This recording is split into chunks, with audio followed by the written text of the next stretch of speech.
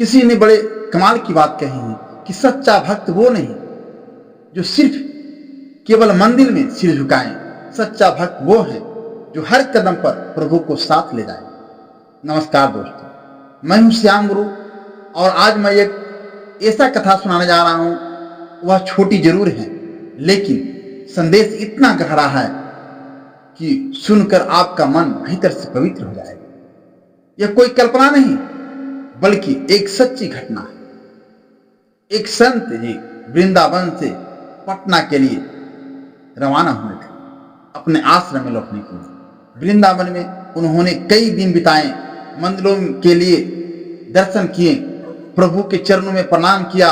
वहीं की एक मिठाई की दुकान से उन्होंने लड्डू खरीदे, मंदिर में प्रसाद चढ़ाया और फिर डिब्बा अपने बैग में रख लिया ताकि आश्रम में लौटकर बाकी साथियों में बांट दें। ट्रेन में यात्रा शुरू हुई। पटना अभी 3-4 घंटे दूर था। मुगल सराय स्टेशन आया जहां ट्रेन आधे घंटे के लिए रुकने वाली थी। महात्मा जी ने सोचा क्यों न इस समय का उपयोग प्रभु का स्मरण में किया जाए। वे प्लेटफार्म पर उतर गए, हाथ पर धोए, संध्या वंदना किया, प्रभु को प्रणाम किया और फिर बैग से लड्डू का डिब्बा निकाला ताकि थोड़ा प्रसाद पा सके। लेकिन जैसे ही डिब्बा खोला उनकी आंखें ठहर गई। लड्डुओं पर चींटियां लगे हुए थे। उन्होंने धीरे से चींटियों को हटाया, एक लड्डू खाया और सोचा बाकी आश्रम पहुंचकर बांट दूंगा। पर तभी उनके मन के भीतर एक विचार उत्पन्न होता है, यह मुझसे कितना बड़ा अपराध हो गया।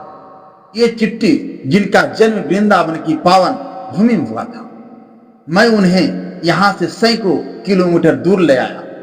मुझे तो यहां जन्म लेने का सौभाग्य नहीं मिला, लेकिन उन्हें तो मिला है। अब अगर इन्हें यहीं छोड़ दूं तो ये बेचारे वापस अपने ब्रजधाम कब और कैसे पहुंचे, कौन जानता है। महात्मा जी के हृदय में यह भाव इतना गहरा बैठा कि उन्होंने तुरंत निश्चय कर लिया। वे उसी समय ट्रेन से उतरकर अगली ट्रेन का इंतजार किया जो मथुरा की ओर जाती थी। मथुरा पहुंचे, वहां से वृंदावन गए और सीधे उसी मिठाई की दुकान पर गए जहां से मिठाई किने।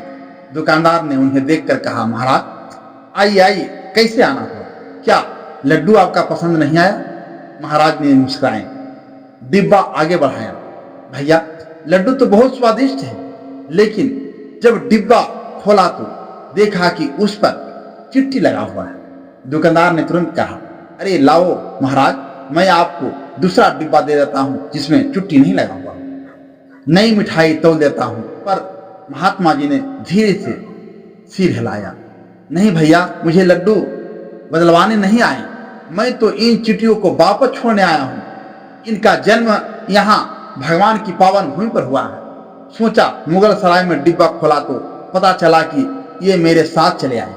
अगर इन्हें वहीं छोड़ देता तो पता नहीं ब्रज की इस धूल में ये दोबारा कदम रख भी नहीं पाता। मैं खुद और सौभाग्यशाली मानता हूं कि इन्हें यहाँ वापस लाने का अवसर मिला। दुकानदार यह सुनकर स्तंभ रह गया। उसकी आंखों से आंसू बह निकले। महाराज, आपने तो मेरी आंखें खोल दी। वर्षों से इस भूमि पर हूं, मिठाई बेच रहा हूं, पर कभी इस भाव से कुछ सोचा ही नहीं। आपने तो मेरी जीवन का असली दर्शन करा दिया। दोस्तों, सुनने में यह सिर्फ एक घटना लगी, पर असल में यह भाव की महिमा है। भगवान उसी के हृदय में वास होते हैं जिसका मन निर्मल हो, हृदय पवित्र हो और भाव सच्चा होता है। इसलिए अपने मन को, अपने विचारों को और अपने भाव को पवित्र बनाइए, क्योंकि जहां भाव सच्चा होता है वहीं प्रभु स्वयं आकर वास करते हैं। मैं फिर से एक बार वही कहना चाहता हूं कि मेहनत को पूजा और ईश्वर को साथी बना लो, फिर दुनिया तुम्हारे नाम से नहीं तुम्हारे रास्ते से पहचानेंगे। याद रखिए, हर सुबह 5:30 बजे मेरे साथ सुनिए एक नई कहानी।